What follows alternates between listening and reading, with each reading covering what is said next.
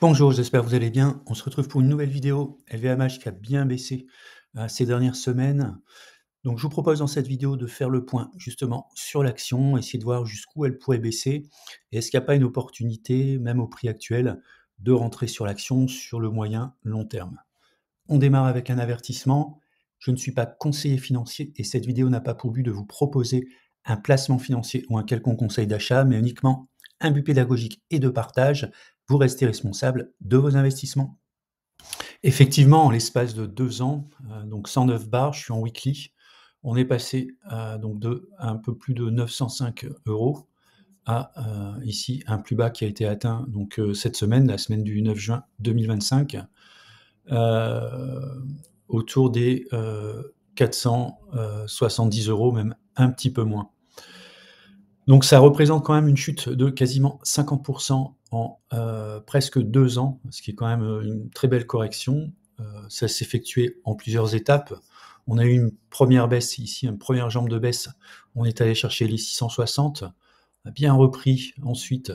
On est allé chercher donc, alors pas tout à fait les plus hauts, on s'est arrêté à 880 et ensuite on a amorcé donc une deuxième jambe de baisse pour aller chercher les, 565 €. Ensuite, on est remonté jusqu'à la résistance des 740 €. Puis, on a entamé une quatrième jambe de baisse pour venir chercher ici la zone des 470-475 €. Alors, est-ce que la baisse est terminée? Est-ce qu'on peut s'attendre à un rebond? Donc, c'est la question qu'on peut se poser. Alors, ce que je vous propose, c'est de regarder, on va regarder d'abord la droite de régression. Ensuite, on va revenir un petit peu sur l'analyse fondamentale et on reviendra sur l'analyse graphique. Sur la droite de régression, on a pas mal d'informations. Alors, la première information, c'est la croissance du modèle. Donc, LVMH reste une société de croissance, puisqu'on a une croissance de 10,76 % par an en moyenne sur les 30 dernières années. On a un quotient de corrélation de 0,81, ce qui marque quand même une volatilité du titre. Effectivement, si on regarde dans le temps, sur ces 30 dernières années, on peut voir par exemple qu'on a atteint un pic au-delà des 2 écarts types. C'était autour des années 2000, la bulle internet. Ensuite, il y a eu une correction. À noter également la crise financière de 2008.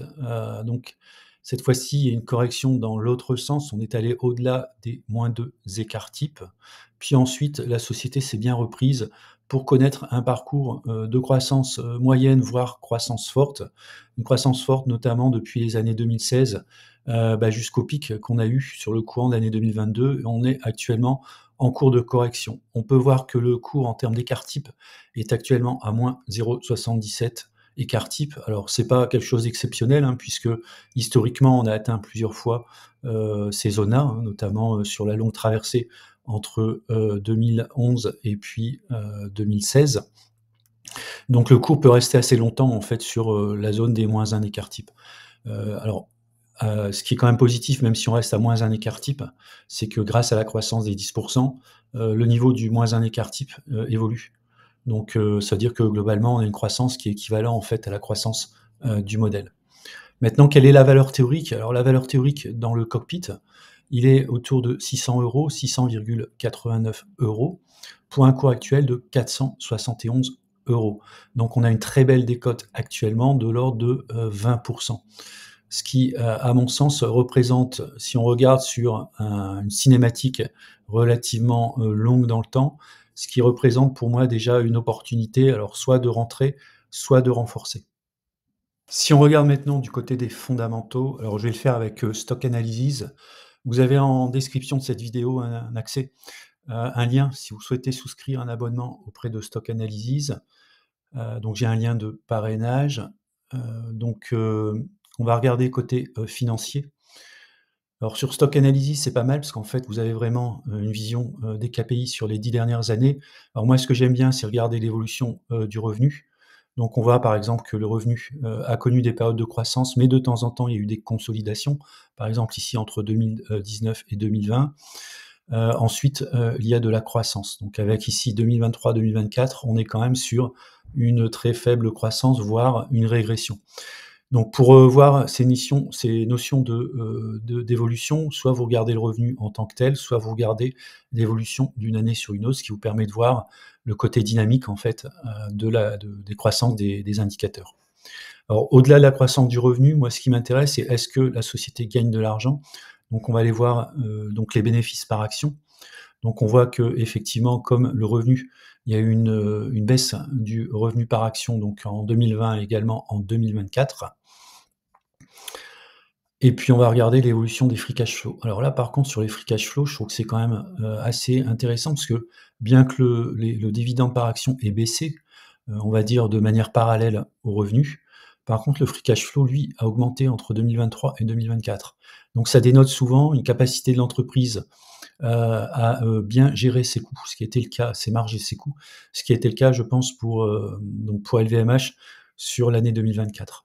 D'autres indicateurs que je vais suivre, ce sont les ratios. Alors, l'un des ratios que généralement tout le monde suit, c'est le, price earning ratio qui fait, le ratio entre le prix de l'action et le bénéfice, par action, donc les earnings. On voit quand même historiquement, en fait, on a un PE, qui baisse, régulièrement dans le temps, hein, au niveau graphique, donc qui est autour des, 19-20, on va dire, en moyenne. Et puis vous avez le forward PE qui, lui, prend le revenu de l'année N+1 le cours divisé, par le bénéfice par action anticipé. Donc, on voit qu'on est effectivement autour des 20. C'est un bon PE. Donc ça peut être un point de repère pour ceux qui souhaitent savoir si l'action LVMH est à bon prix ou est un petit peu trop chère. Alors, on a pas mal de ratios. Moi, l'un des ratios également que je regarde, c'est le return on equity. Souvent, quand je sélectionne une entreprise, il faut que ce soit supérieur à 15. Bon, là, on est dans le luxe, donc généralement, on est quand même, très largement au-dessus de 15. Hein, on est plutôt autour des, 19-20 en moyenne, ce qui est plutôt, positif, même si on peut remarquer quand même dans le temps, on a ici l'année 2019, hein, donc c'est à lire de droite vers la gauche, on a tendance quand même à avoir un ROE qui baisse. Et puis on peut regarder également le payout ratio, c'est la capacité d'une entreprise à pouvoir verser un dividende. On est à 50. Bon, c'est un bon ratio, entre 40 et 60 c'est acceptable. Au-delà de 60 l'entreprise, on va dire, consacre un peu trop, de cash à la distribution du dividende. Alors ça peut être recherché par certains investisseurs. En tout cas, c'est pas mon cas. Moi, je préfère quand le ratio soit inférieur à, 50, ce qui permet, en cas de difficulté de l'entreprise, de pouvoir, temporairement rehausser le payout ratio si elle souhaite maintenir un niveau de dividende, ce qui est pas non plus une obligation à mes yeux. Alors si on regarde maintenant le dividende, donc on a un dividende yield, c'est-à-dire une distribution, un taux de distribution de 2,77 pour une société de luxe, je trouve que c'est pas mal. Donc on l'a vu, le payout ratio est de, 51,7. Et puis ce qui est intéressant de voir, c'est ici, donc le chart du versement de dividendes sur les 10 dernières années. On voit qu'il était en 2016 de 3,30 €, il est aujourd'hui de 13 €, avec une croissance du dividende ici. Alors il y a eu des années où le dividende a baissé, donc on n'est pas en face d'une aristocrate dividende. Néanmoins, on voit quand même qu'il y a une belle dynamique sur la croissance du dividende. Alors, même si le chiffre d'affaires est en légère régression, le earning per share est également en légère régression. Ce qui est plutôt rassurant, c'est le free cash flow qui, lui, est en forte progression, ce qui permettra vraisemblablement de continuer à verser au minimum le même niveau, de, dividende, voire de le rehausser, puisque, le versement du dividende et le payout ratio sont quand même également, intimement liés au free cash flow dont dispose l'entreprise. Alors si on vient maintenant au graphique, donc la question qu'on peut se poser, c'est à quel prix rentrer sur LVMH? Donc on a vu globalement les ratios financiers et puis, la droite de régression, donc qui sont à mon opinion, plutôt favorables à une entrée, sur, le titre.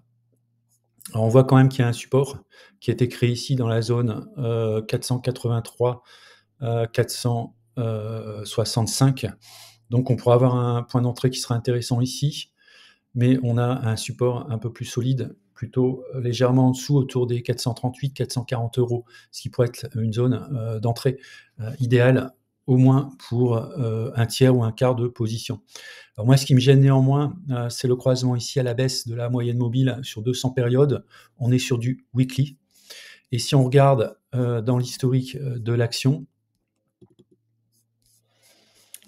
donc on voit qu'à plusieurs reprises, l'action est passée sous cette moyenne mobile à 200 périodes, ici.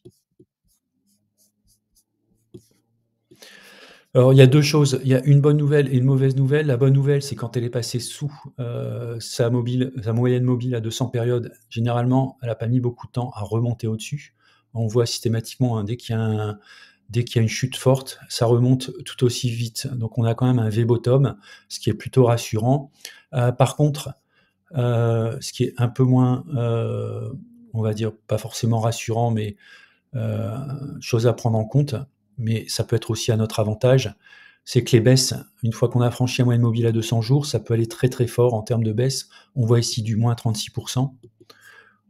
On a ici, en 2001, on a fait du quasiment moins 40%.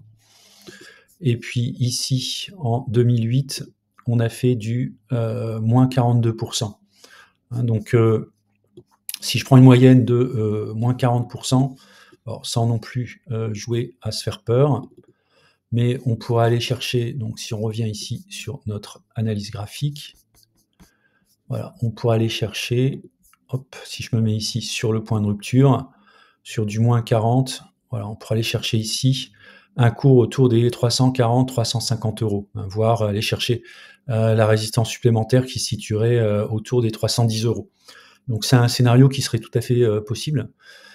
Dans ce cas, il faut prévoir quand même des munitions pour être capable de renforcer le titre sur ces zones-là. À mon avis, si le cours va sur cette zone-là, ça pourrait être un bas atteint. Et là, en cas de reprise en V-bottom, comme on a pu le voir sur les exemples précédents, on pourra avoir quand même de très beaux coups à faire sur l'action LVMH. Alors si on veut tenter d'évaluer le potentiel sur les 5 prochaines années, cette fois-ci, je vais basculer dans l'application IQ Invest. Vous avez également un lien de parrainage dans la description de cette vidéo. Donc vous avez un onglet qui est assez intéressant, qui est la partie évaluation, avec un calculateur. Donc vous prenez par exemple un ratio. Moi en l'occurrence, je vais prendre le bénéfice sur action, hein, donc le PER. On a un PER estimé de croissance, pardon, le PE ratio, donc qui est en moyenne de 26. Alors moi, je vais prendre un chiffre un peu plus conservateur, je vais prendre un multiple de 25 et puis je vais prendre une croissance, non pas la croissance des bénéfices par action sur les 5 ou 10 dernières années, mais je vais prendre celle qui est basée sur mon modèle de droite de régression sur les 30 dernières années, qui est beaucoup plus faible, qui est l'ordre de 10,76% par an, donc avec le multiple le PE de 25, donc ce qui nous donnerait donc un prix au final dans 5 ans de 1047 €. Donc avec les éléments que je vous ai donnés, ce qui nous donnerait un rendement par an sur le cours actuel de 20% et une marge de sécurité d'à peu près 30%, sachant que le calcul du prix juste donné par l'application se situe à 673 €. En conclusion, ce que je peux dire, c'est que si vous pensez comme moi que le luxe va perdurer encore de nombreuses années, LVMH est actuellement dans une zone qui me paraît être une zone d'achat, avec néanmoins quelques risques de baisse supplémentaires qui sont à la fois liés donc graphiquement au fait qu'on ait cassé à la baisse la moyenne mobile à 200 périodes, c'était du weekly, et donc il y a un potentiel de baisse beaucoup plus fort. D'ailleurs, si on revient sur les droites de régression, le moins de sigma se situe à 320 € et on est allé plusieurs fois à moins de sigma dans le temps. Donc quasiment ici, à la fin des années 98-99, également ici, en 2008-2009. Donc si la baisse se poursuit, on pourrait tout à fait aller chercher cette zone-là. Donc moi, à titre personnel, je vais continuer de renforcer sur mon action, sur ma ligne LVMH. Donc je peux encore renforcer déjà à hauteur d'à peu près 6 à 10 actions. Je vais le faire de manière régulière, notamment lorsque je serai au contact de zones graphiques que j'ai explicitées dans cette vidéo. Voilà, c'est la fin de la vidéo. Je vous remercie d'avoir regardé. N'hésitez pas à vous abonner, un abonnement premium, 7,99 € par mois. Vous pouvez tester, donc vous prenez un mois par exemple, 7,99 €. Si ça vous plaît, vous continuez. Si ça vous plaît pas, vous arrêtez. Sachant que un mois, si vous souscrivez le 10 juin, ben, c'est 1 mois calendaire, hein, donc jusqu'au 10 juillet, donc vous pouvez souscrire à tout moment. Et puis pour ceux qui veulent aller plus loin, j'ai un abonnement Premium Plus qui inclut tous les avantages de l'abonnement premium, avec en plus l'accès au cockpit droite de régression, plus la possibilité que j'analyse de manière personnalisée votre portefeuille d'actions, et également du coaching par mail. Voilà, donc il y aura très sans doute une promotion sur l'abonnement Premium Plus à la fin du mois. Donc bah, surveillez de près les annonces, puisque si vous souhaitez souscrire à cet abonnement Premium Plus, il y aura sans doute une offre intéressante sur la fin du mois de juin. Voilà, je vous dis à bientôt pour une prochaine vidéo.